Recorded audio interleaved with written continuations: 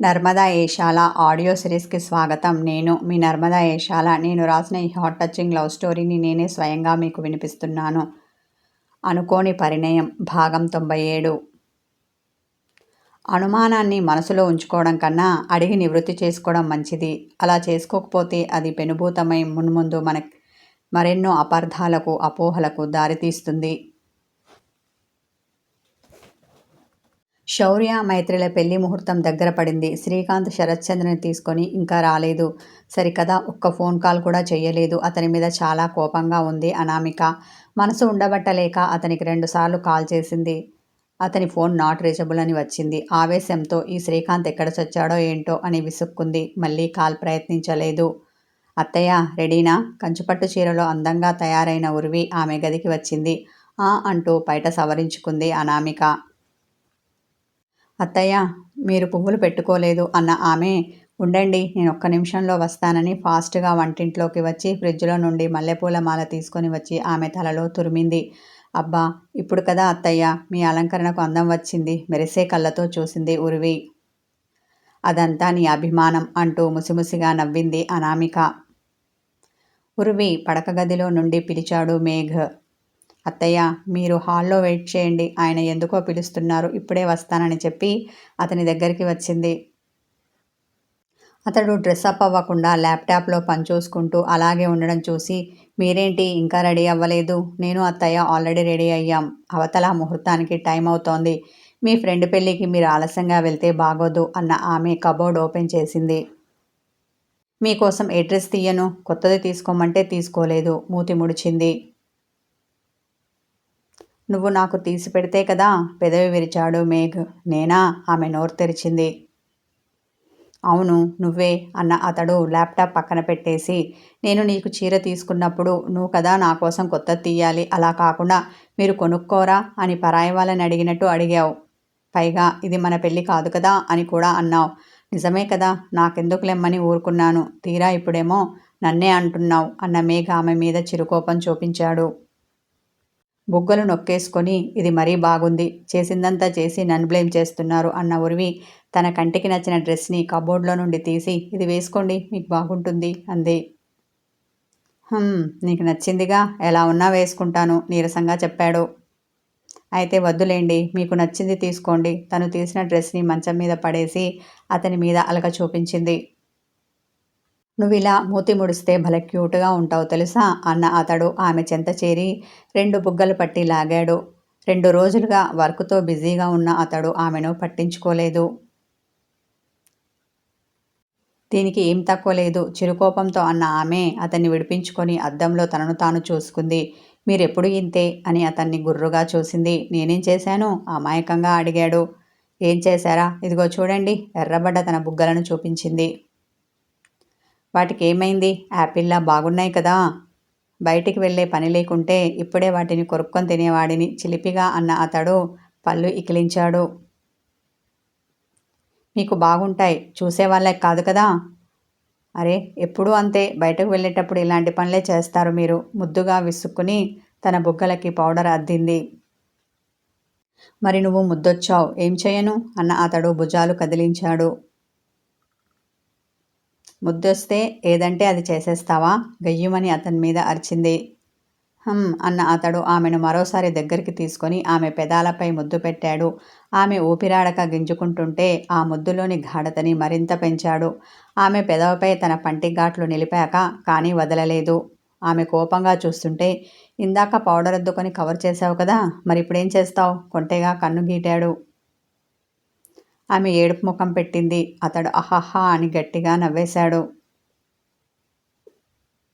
అతడు ఎప్పుడో కానీ అలా స్వచ్ఛంగా నవ్వడు.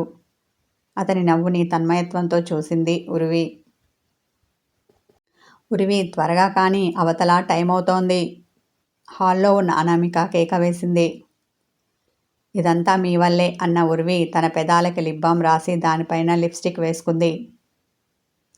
డ్రెస్అప్ అవుతూనే ఓరకంట ఆమెను చూశాడు.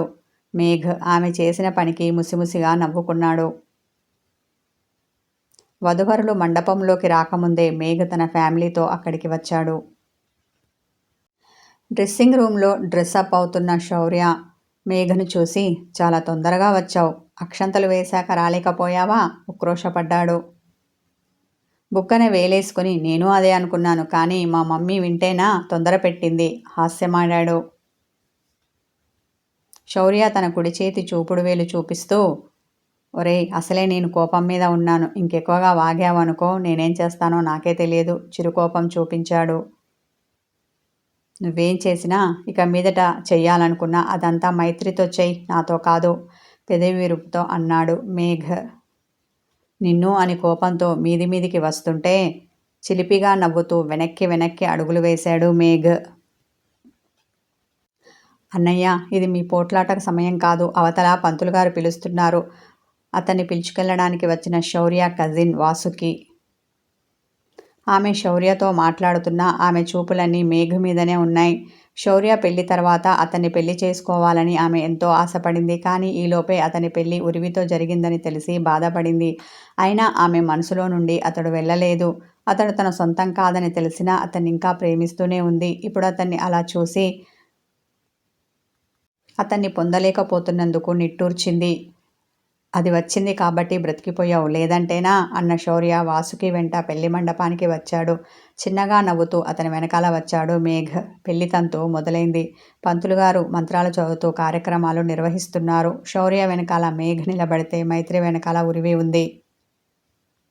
ఇక వాసుకి మైత్రి పక్కన ఉండకుండా శౌర్య పక్కన చేరింది. ఆ విధంగానైనా మేఘుతో కాస్త టైం స్పెండ్ చేయొచ్చు అనుకుంది. రమ్యను పలకరించి అతిథులు కూర్చుని ఉన్న చోట కూర్చుంది అనామిక. ఆమె పెళ్లి పనుల్లో పాల్గొనడం లేదు.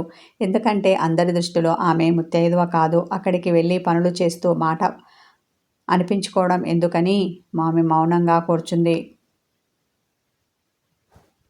కానీ ఆమె చూపులన్నీ ఎంట్రన్స్ మీదనే ఉన్నాయి. శౌర్య పెళ్లి నాటికి శరత్చంద్రను తీసుకొని వస్తానని శ్రీకాంత్ ఆమెకు మాట ఇచ్చాడు.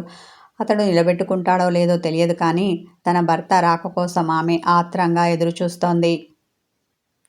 ఒక్క క్షణం మండపం వైపు చూస్తే ఓ 10 నిమిషాల చూపు తిప్పుకోకుండా కళ్యాణ మండపపు ముఖద్వారం వైపు చూస్తోంది.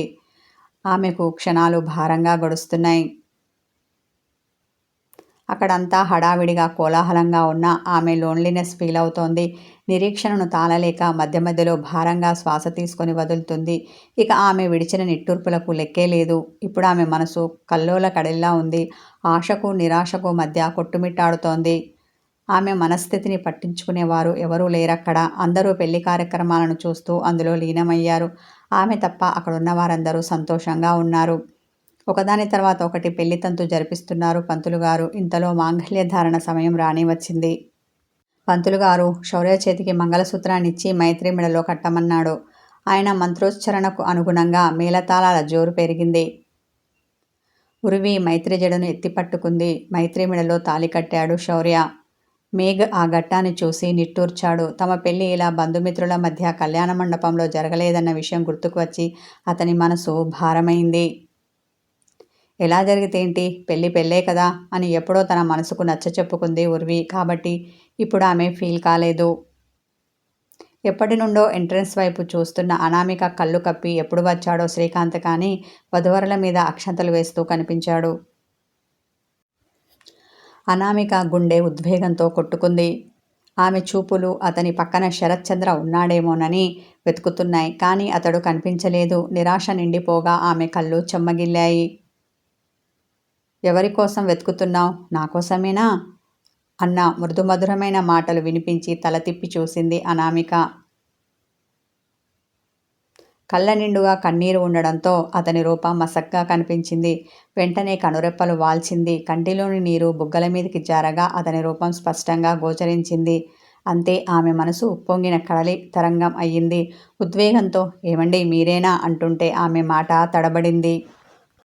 ఆమె అతని మాటనైతే గుర్తుపట్టింది కానీ మనిషిని పోల్చుకోలేకపోయింది. ఏమండి మీరు మీరేనా అనుమానంతో మరోసారి అంటుంటే ఆమె గొంతు వణికింది.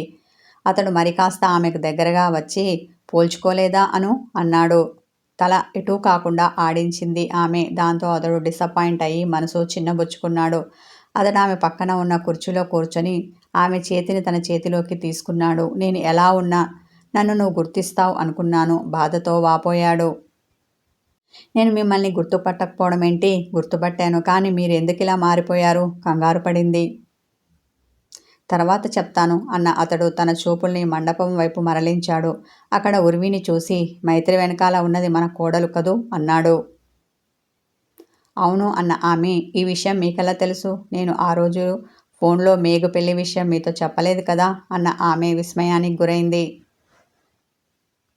అతడు సమాధానం చెప్పలేదు. కానీ నర్మగర్భంగా నవ్వాడు. ఇప్పుడు అతన్ని ఆరా తీయడం సరికాదు అనుకున్న అనామిక ఇక ఆ విషయం కదల్చలేదు.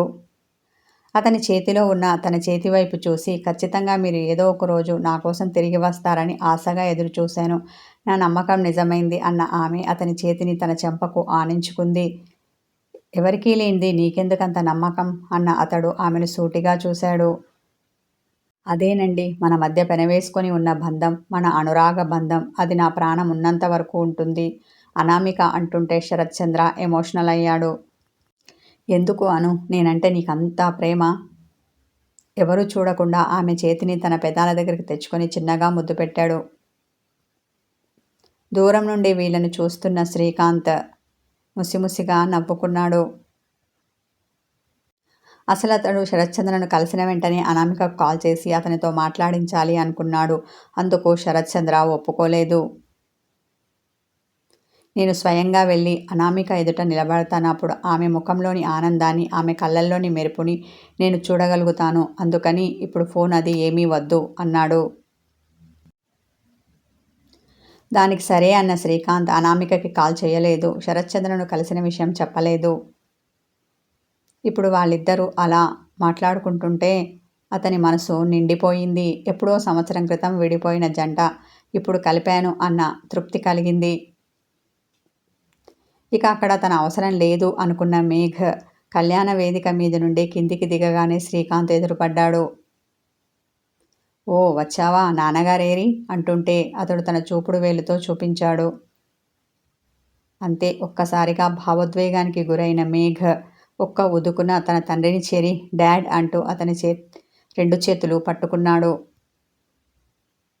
కథ కొనసాగుతుంది.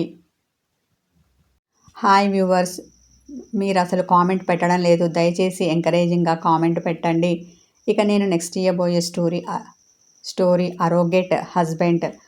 అతనికి చేరువ కావాలని చూసే భార్య, ఆమెను దూరం పెట్టే భర్త. కలవని మనసుల కలయికలో తనవుల కలయిక సాధ్యమేనా? ఇది పూర్తిగా భార్యాభర్తల కథ. లవ్, ఎమోషనల్, హార్ట్ టచింగ్తో ఉంటుంది. ఈ స్టోరీని కూడా చూసి ఆదరించండి. కామెంట్లతో ఎంకరేజ్ చేయండి. Thank you.